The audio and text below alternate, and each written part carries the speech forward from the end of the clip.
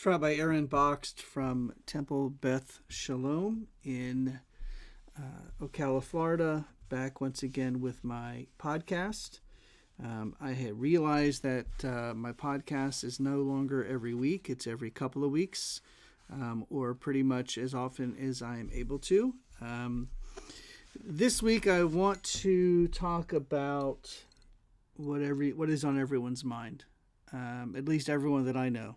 And that is, of course, the deadly murder of two Israeli Jewish people in D.C. last night. There's a large amount, a varied amount of emotions that are prevalent today, not just in my own mind, in my own body, but also in the people I speak with, whether it be online or in life, in real life, in person. Recently, I've found myself questioning some of the posts of people that I've known for a long time, people who know me, who have appreciated who I am and who I've become, and have applauded at the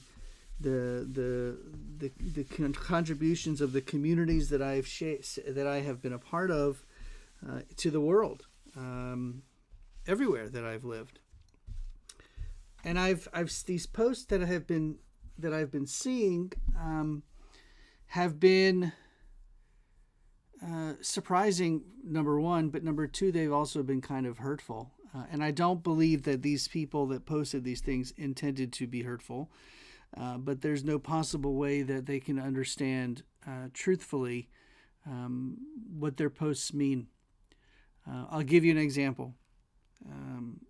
A post that I recently saw was one that quoted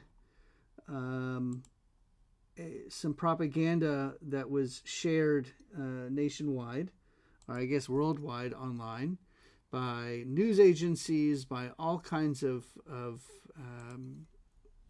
places. And it said that in 72 hours, the world will lose 14,000 babies who will die in Gaza within 48 hours. And the outrage against this was appalling.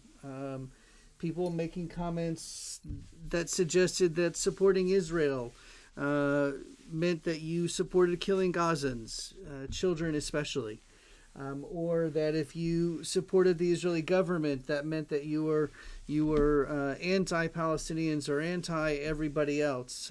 These are tropes that have been used against Jews for thousands of years. Let me be clear. Two things can be true at one time. A person can support Israelis while at the same time supporting Palestinians. A person can support Israel as a country, as a nation, as a people, but at the same time oppose or disagree with the policies of the government.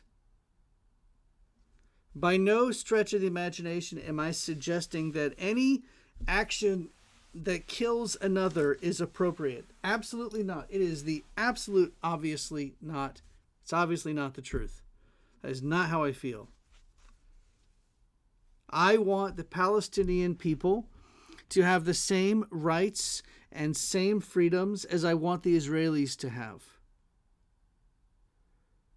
Do I believe that every decision that's being made by the Israeli government and by the army in Israel, the IDF, do I believe everything that they're doing is okay or correct? No. But I also disagree with the decisions that some of our own countries' government officials and army officials are making. And that's okay. That doesn't make me un-American. That doesn't mean I think that people who aren't American should die. Again, two statements can be true at the same time. The world is a better place with Israel in it. It's a better place for Jews, but it's also a better place for everyone. Think of all of the people that live in Israel that are not Jewish, that have the same freedoms as Israelis, as every other Israeli, Jewish or not. Do I believe that Bibi Netanyahu is doing a good job as prime minister? Absolutely not. I don't disagree with every decision he's made, but I disagree with quite a bit of the decisions he's made, and that's okay. Because literally, at the end of the day, if it comes down to the lives of Israelis versus the lives of Palestinians, unfortunately I shouldn't say unfortunately, I'm always going to err on the side of Israelis. Because no nation in the world has ever had the kind of enemy that Israel has had since its foundation in 1948. It has literally been surrounded by countries who have wanted nothing more than to see them all killed, destroyed. From the river to the sea, that means that for every single person, Jewish and otherwise, from the Jordan River to the Mediterranean Sea, would be pushed out and killed. And the majority of them, yes, would be Jewish, but not all of them. The charter for Hamas, the governing body of Gaza, explicitly states in their charter for the destruction of the nation of Israel and of Jews. It says it. It's in there. It's not arguable. And yet, where's the outrage? Where is the outrage? Now let me be clear. I do not believe that the IDF bombing from the air large areas of where civilians are. I do not believe that's okay. I think it's wrong. I think it's wrong for any Palestinian, any innocent Palestinian, man, woman, or child, to die. 100%. I don't know if you could, I'm certain, actually, forget I don't know. I'm certain that you cannot find a person who supports Hamas that says the same thing about Israelis. And more specifically, nobody from within the Hamas organization. That says something. So let's talk about what happened last night in D.C.